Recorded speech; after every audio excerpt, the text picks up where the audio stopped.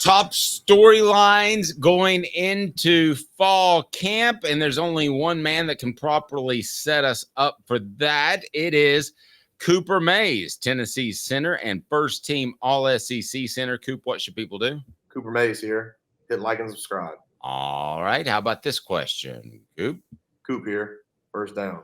Will the Vols find a featured back? Will the Vols find a featured back? We want your thoughts on the message board. Let's go. Yes, and I think they already have in Dylan Sampson, Caleb, but I know you disagree. Yes, and so setting this up real quick for those who may not know, who may be living under a rock, fall camp officially starts on the first practice, Wednesday, July the 31st. And just wanted to make sure people knew that. But I think, yes, they will, but he is not Dylan Sampson because Dylan Sampson cannot be a featured back. He's not capable of it. He can't carry the ball 20 to 25 times a game. All you got to do is send an extra rusher on passing plays whenever he's in there, and you're going to sack Nico because Dylan Sampson will whiff on the block. I don't believe he's gotten better at all in the offseason, and I don't believe Josh Heupel. However, I do believe Peyton Lewis, who wasn't able to play in the spring because he was hurt, will absolutely ball out in fall camp, and that's why he'll become the feature back. Now, people are going to ask, because I'm going to talk about position battles later. This isn't a position battle thing. This is either Peyton Lewis works out or Tennessee doesn't have a feature back. Period. End of story. Disagree. 2 words. Travis Stevens. Smaller back, and I believe Dylan Sampson is every bit as physically talented as Travis Stevens when he was asked to man the reins after Henry had moved on. Travis Henry had moved on to the NFL. Coop, his heart was through the roof, though. Travis Stevens was one of the toughest players I've ever seen for his size. Agreed. I've heard similar things about Dylan Sampson. No exaggeration intended. Coop? Cooper Mays here. Second down. All right, second down is this. The defensive back depth. There's a major overhaul there. I think we have a rough idea, and you and I agree. For once, I'm kidding. You and I agree who the 5 starters we think will be. So go ahead and run those down. But depth is going to be key for 2 reasons, honestly. You don't know how some of these guys are going to perform in a high-pressure NFL stage, SEC stage. And you also are going to have injuries. You know that with the SEC, in the SEC, especially as oftentimes as Tennessee plays their strong safety in a box. So who do you think who do we think the top 5 will be? Yeah, and I actually phrased this wrong as I thought about it. It's not as much about the depth for the defensive back as it is, are they better at defensive back this year? Because they sent 6 guys out. They added 3 plus the freshman and Boo Carter, plus other experienced guys getting better. So are they better and deeper? Because Heupel has hinted at it. My prediction is they are. I think they're going to have Jamad McCoy lock down one of the cornerback spots. He's one of the transfers.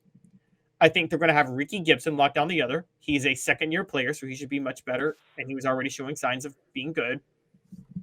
I think the Temple transfer, Jalen McMurray, is the Gabe Giuliani of this group. He's going to be the nickel in the group. I think Jacoby Thomas will lock down the free safety spot because that's why they got him from MTSU. He's the McAllen Castles of the defense this year. He's this year's McAllen Castles. And I think Boo Carter will lock down the strong safety spot as a true freshman, and he's that good. Then comes the depth. Andre Turrentine is still there. I'm a borderline thanks but no thanks to Andre Turrentine at this point, but he's still there. Christian Harrison and Jordan Thomas have experience as backup safeties. Jordan Matthews does have promise at cornerback. It's hard for me to believe a Louisiana kid isn't going to work out. You guys know I've never ever lived in Louisiana my whole life. I just usually believe in those kids and how good they are. I feel like of all those kids that you mentioned, one of them will make the major step of just not being one of the newest guys on campus. So if they get something from one of them, I believe, I think you want to put the over under at 1.5. I think that you want to get 2 out of that group you just mentioned, which is the second tier. At least we believe it's the second tier. We're going to see what happens as camp opens on August 31st. Questions about camp brought to you by our friends at Asia Cafe. Treat yourself to authentic Asian Cafe. It's from the guarded family secrets. It's fantastic. 5 locations to choose from. AsiaCafe.org. AsiaCafe.org. It's right down below. click on that. Tennessee center Cooper Mays here. Third down. Alrighty. Offensive line depth. We need to be talking about at least two guys that are pushing for playing time. And I'm using that word very carefully because I don't believe they're really going to push for playing time, Caleb. I don't believe Lance Hurd or John Campbell or Cooper Mays should be worried. But if a coach came out and said, boy, that fella there, he's really pushing for playing time, at least it means he's having a very good camp. And he's not going to go out there and start the first game, but you feel good about a little bit of depth. Tennessee doesn't say that. I know the little buzzwords during camp.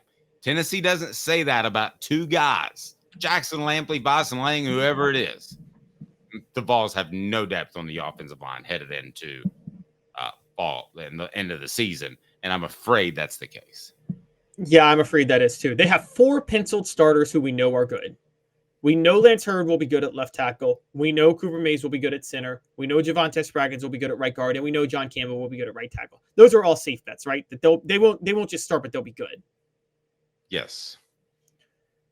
We know they have a 5th penciled in starter, probably in Andre Carrick, but we don't know if he'll be good because he sure as heck should give back all the money he made last year in NIL with the way he played at left guard. I think you have to hope, and a lot of people and the regional national media have just gone ahead and chalked him up to being a solid player. I think you have to hope that he's at best a B-plus player. I agree. If you get that, you're happy. If I told You're Josh very Heupel, happy. If I told Josh Heupel he's going to score 85 at the end of the year when you tabulate all, he'd go, I'll take that. I'm not going to even risk it. I'm not going to risk it for something higher. Easily. Dane Davis is a known commodity as a utility player that you've brought up. That's kind of for a depth guy. You put your hope in Jackson Lampley and Vyson Lang. You really hope Vyson Lang emerges as the backup center to Cooper Mays, and you really hope Jackson Lampley can kind of emerge as that third guard in the rotation behind Spraggins and Carrick. You know, it's weird. If Dane Davis was just a few inches shorter, he'd be a lot more successful. It's just hard to get leverage when you're 6'7", 6'8". It's darn near impossible, especially in the interior. Well, that's why they probably want Jackson Lampley to finally emerge, because I think they'd like Davis to lock down the backup tackle spot, whether it's the left or the right side, right? Yes, I agree. What down are we? 3rd or 4th? I believe we're at 4th, but there are 2 more questions, but we're at 4th. Okay. So we had with the Vols find a feature back. I'm afraid to go here. You've got well here. Let's go. All SEC center Cooper Mays here. 4th down. Is Nico ready to take the reins? We're going to sound like complete homers, but I would bet almost anything, mortgage, month's paycheck, whatever you want to call it, because of everything I've heard. Not because of hope or anything else, but as Tennessee opens camp, this is barely even a question in my mind. It probably should be. He's only played one full game, and been successful in that against a subpar defense speed-wise. I don't care what they were ranked. I should be wary of Tennessee's quarterback position, but I'm not. I think that Tennessee is in good hands for the foreseeable future under Nico Iamaleava. You should not be wary at all. Nobody questioned Nico Iamaleava's ability to hit the big play. The question was his accuracy. Nobody questioned his accuracy either. Excuse me. The question was his pocket presence and his patience. Those were the 2 things most on display in the Citrus Bowl. And now he's had he's had another round of 15 spring practices plus 2 conditioning programs. So he should not be in any concern of getting hit where he gets injured. That's always a possibility, but it was a bigger one last year. And now he's got a full fall camp. I think Nico,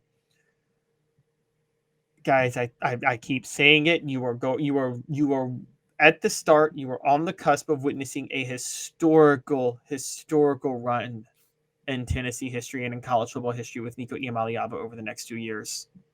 I'm very, very high. I'm very confident in saying that right now. Yep, I tend to agree. I want to thank our friends at Newburgh. One quick thing, yes, before you do that, I also wanted to say one last thing. Is the biggest question is The most underrated issue with last year was health.